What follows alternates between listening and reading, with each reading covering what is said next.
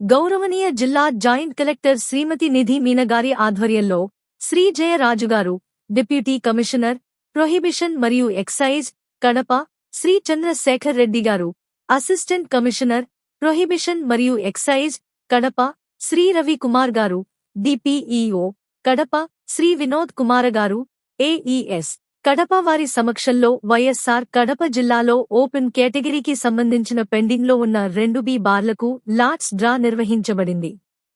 సంబంధిత ప్రొహిబిషన్ మరియు ఎక్సైజ్ ఇన్స్పెక్టర్లు మరియు సిబ్బంది పాల్గొనటమైనది. మొత్తం జిల్లాలో నోటిఫై చేసిన 06 బార్లలో 04 బార్లు కేటాయించబడినవి.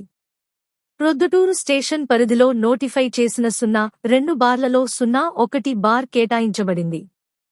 ఎర్రగుంట్ల స్టేషన్ పరిధిలో నోటిఫై చేసిన 02 బార్లలో 02 బార్లు కేటాయించబడినవి. ప్రొద్దుటూరు స్టేషన్ పరిధిలో నోటిఫై చేసిన మరో 01 బార్ కేటాయించబడింది.